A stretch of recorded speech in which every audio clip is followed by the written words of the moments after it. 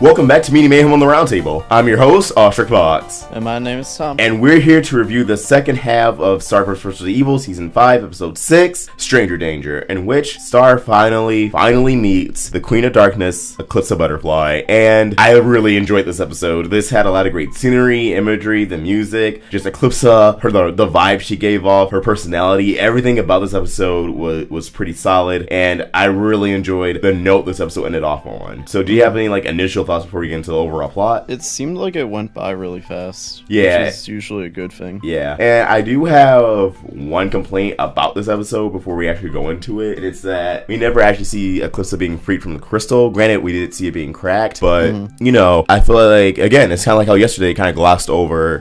There isn't really an explanation for why. Yeah, like how they glossed over the resolution of battle for Mewni. Like, we never saw, Mewni Kingdom being restored or anything. It just goes straight to the next plot point. And I also noticed that they never address Glosseric. Yeah.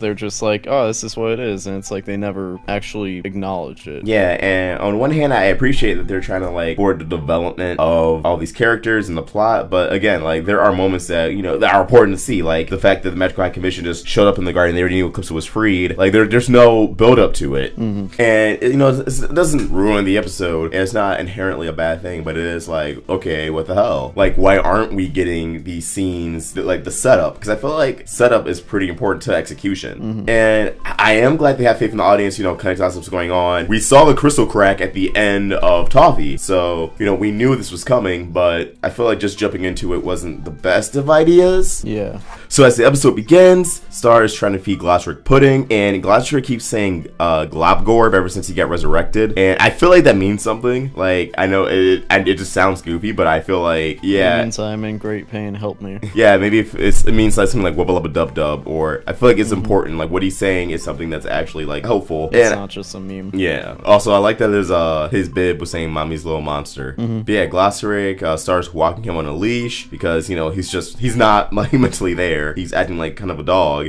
He jumps out the window of Mewni and into the garden where Eclipsa catches him. And Star doesn't really recognize Eclipsa at first. She somewhat recognizes her. She says, "Oh, you look familiar," but she can't put her finger on what is so familiar about her, which I honestly don't get because the spades, she saw a tapestry. I feel like even if she looks somewhat different from her tapestry, she's not wearing her hat, she's not, she doesn't have this or that. I feel like the spades are a dead giveaway, if anything, that, she's at least a butterfly. I feel it was kind of out of character for Star not to even question that part. I feel like it's kind of hard to say that though, because I feel like there must be butterflies that have the same suits on their cheeks, because there's only 4 suits, and there's definitely more than 4 generations of butterflies. Yeah. Eclipsa, she rubs Glosseric's gem, she gives him a head scratch, and it puts him to sleep. Now, I wonder if that's just a simple technique, or if that's something only Eclipsa can do, and if it is something she can do, is it hurting Glosseric in any way, shape, or form? Because is she corrupting him? Yeah. Not even necessarily corrupting him, but,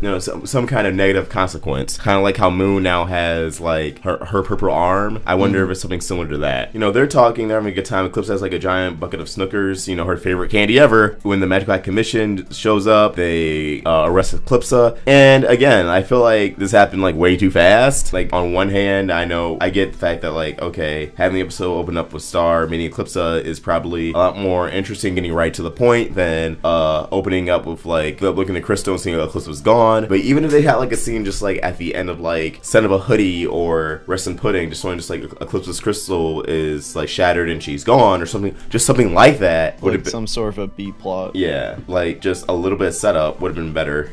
I really like the whole sequence with the commission trying to figure out Star is evil, and it's obviously rigged. Yeah. So after they arrest Eclipsa, they take Star back to somewhere near the dungeon. It's a room we've never seen before. They're running tests on her. She puts her on a lie detector test, make sure she's not corrupted. And a lot of people were saying, me included, that okay, there has to be more to Eclipsa than just she ran her off with her monster husband, and that's why she's crystallized, because that's what the promos made it seem like. And I was expecting, okay, the actual episode's gonna reveal she did some heinous evil thing, and even starts then she blew stuff up, right? And Moon's no, we crystallized her before she had the chance. And it's okay, so you guys are just jumping the gun on this one. I mean, it sounded like it was more the fact that she had her dark magic and everything, so she was seen as a threat. Yeah, but it seemed like the fact that she ran away from a monster was the final strike. That was the final nail in the coffin. All right, if you're running away from a monster, we're just gonna lock you up before you can do anything evil. And I mean, I guess you could consider that treason. no, yeah, I feel like you can, but is that we're crystallizing? Because we know they can just imprison her. Treason is like a capital punishment type of thing. Yeah, I don't know, because like Mewni's weird with that kind of thing. Like we didn't really see Moon or River get punished for like covering up the Book of Spells being on or anything, or there being a second wand. Like they kind of just rolled with the punches with that. So their legal system is definitely very weird.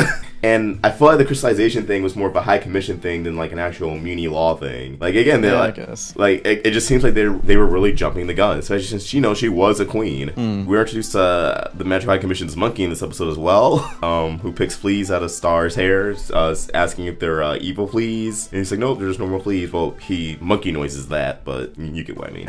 Yeah. But yes, and Star even asked the commission like, what has she done like bad outside of like Moon's deal, and they can't really give her an answer. Like Hecapoo's like, she double dipped once. She called Romulus annoying. Omnitrax says double dipping is a pretty big offense, honestly. I mean, I feel like that's worth crystallizing a person for. I don't know.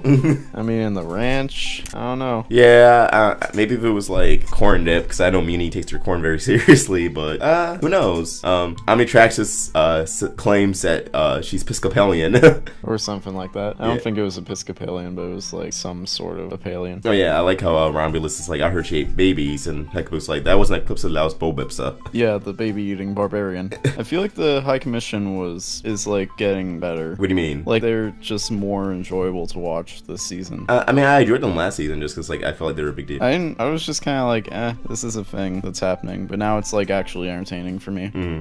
Okay, so Omnitrax says that she's Episcotarian. Yeah. So what even is that? I have no idea. I really know what Episcopalian is. I just say it because it sounds funny.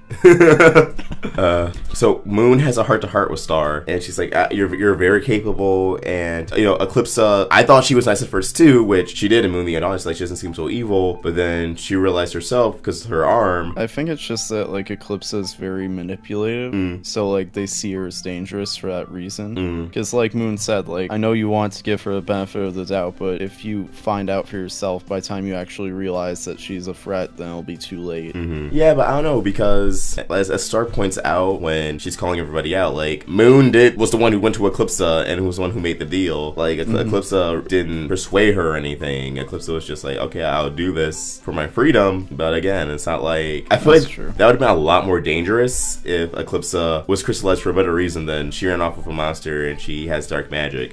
So again, it just feels like a lot of paranoia and fear and like pop propaganda. It feels like there might be something that they aren't saying. I don't feel there is something they're not saying, because after Star convinces the High Commission to put Eclipsa on trial, she's saying the Rose Garden. Yeah, so when Star asked Eclipsa if she uses dark magic, it said, I did what I had to do for me. And I feel like that was hinting at something. That was alluding towards something a lot more sinister and dark. I feel like there's probably two sides to this. And we're gonna find that out soon, hopefully. Yeah. And I also like how Eclipsa's like being really snarky with Star. She's like, oh, I might corrupt him. And Star's like, really? And she's like, oh wait, you're joking. Okay.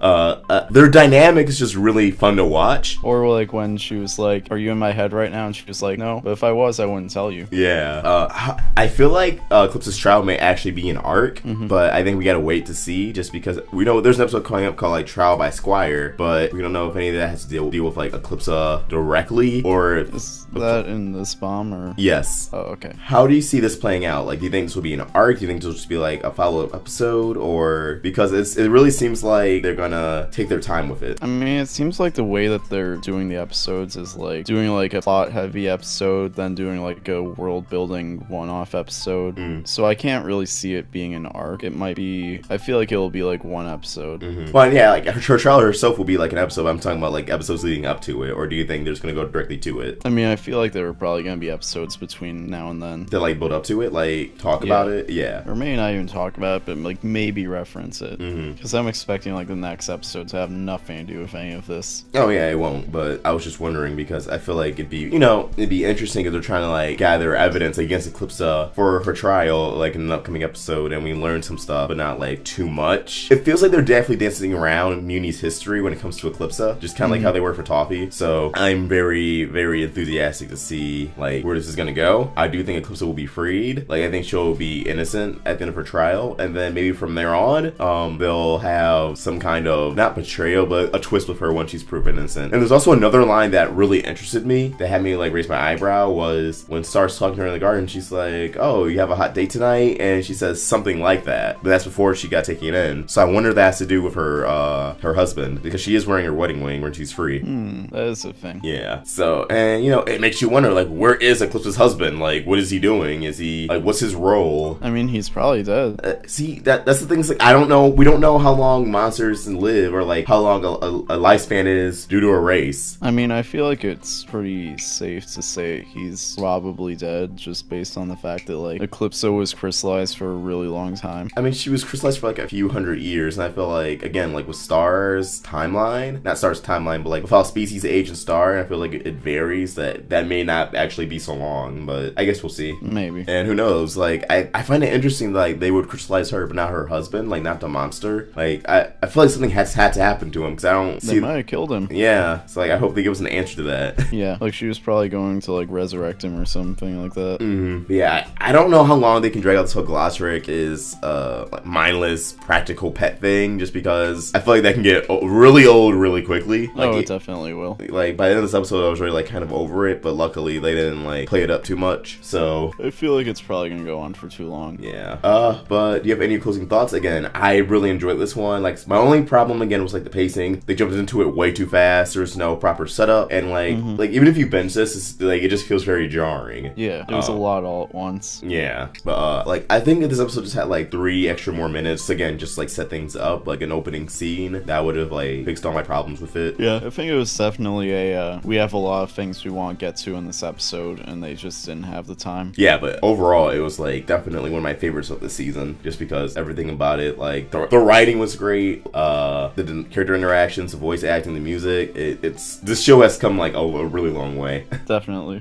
So yeah, these are our thoughts on the episode Stranger Danger, and we would love to hear yours. So please comment them down below or tweet them directly to us at AwestruckVox and TommyPQM. You can also follow Roundtable on Twitter, Instagram, and Facebook at RoundtableVids, and on Snapchat at RoundtableYT. We also have an official Discord, Amino app, and Patreon. Links to everything in the description below. If you enjoyed this video, please sort of like, share it with your friends, get their thoughts on this episode, and if you're new here, hit that subscribe button. It really helps us out. Be sure to hit the bell for notifications so you can stay in the loop for all things Star. I hope you have a beautiful day. And AwestruckVox and Tom signing out.